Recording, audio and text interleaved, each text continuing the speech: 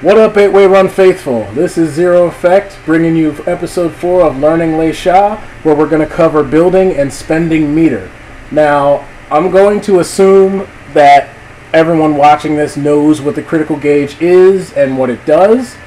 If not, I really don't know what to tell you. I guess probably better off checking out an episode of Quick Steps or something like that. Anyways, building and spending meter is something that's very important to every character in this game. For Leixia specifically, I feel like she builds meter rather fast. There are several ways to build meter in this game. Pretty much anytime you throw out an attack, you're building meter. The amount depends on whether or not you say score a hit versus having your attack blocked. Of course, you can always take hits too, but I'm sure for most of us that's not the preferred method of building meter. So, first of all, we're going to go over some of the moves that Leixia has that are probably the best moves to use in terms of generating meter. Which ones generate it the fastest and things like that.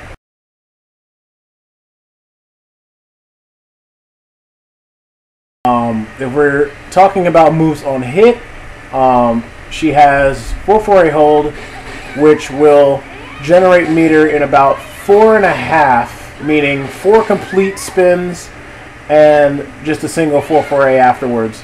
That move will build 1 full Brave Edge in 4.5 hits.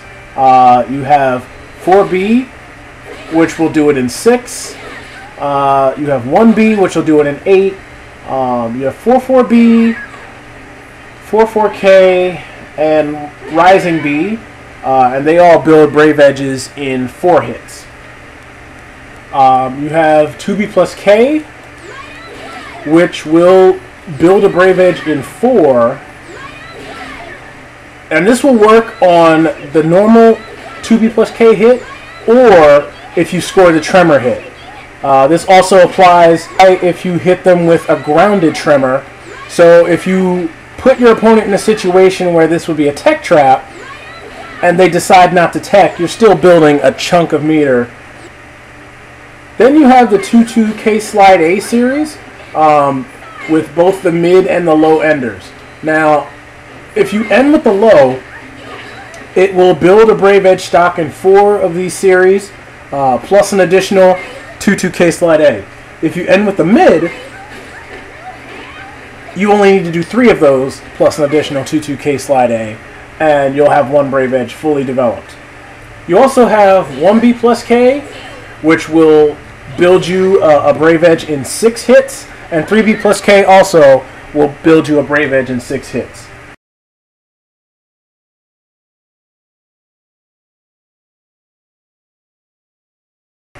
On block, you have, again, 4-4K. This actually, if they block this 10 times, you'll build 1 Brave Edge. Generally, though, that won't happen because you'll end up guard bursting before you even get the Brave Edge from this move. But you also have 4-4-A Slide B into the Feint Cancel. This also will build you a Brave Edge in about 10 blocks. 4A plus B into the Feint Cancel will build it in 8, and if you manage to catch somebody with 6-6 BBB, this also will break it in 8. Now you're probably saying to yourself right now, 8s and 10s and things like that, that's a long time. How are you going to get somebody to block this many 6-6 BBBs and 4-4Ks? How are you going to set those up? Well, just keep in mind that you're not just looking for single strikes to build your meter. You're going to be moving around with different combinations of strings, different setups. For example, 6-6 BBB, if they block 8 of them, you get a Brave Edge. But look at it this way. 6-6 BBB is a guard break. If you then frame trap them with 3B plus K, suddenly you only need 5 blocks to build a Brave Edge.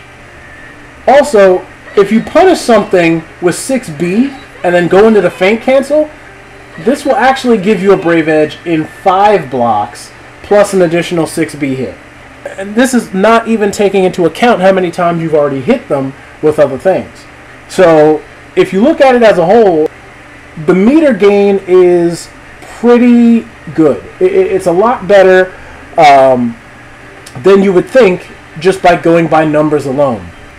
Going along that train of thought, we're going to now look at combos and how much meter you gain on landing them successfully.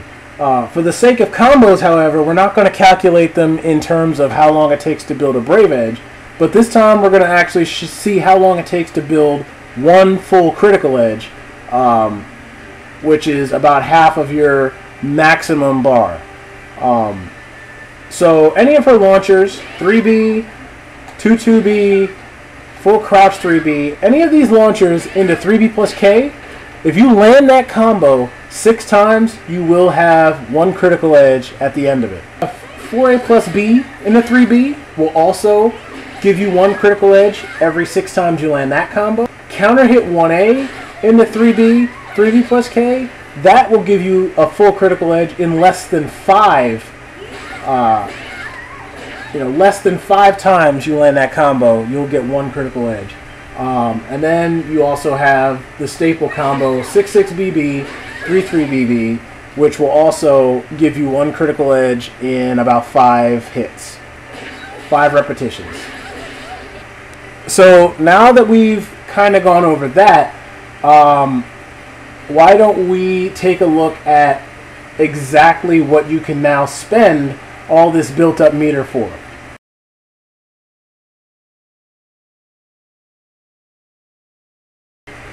Okay, now that we're stocked full of meter, we're going to go into exactly what she can do with it.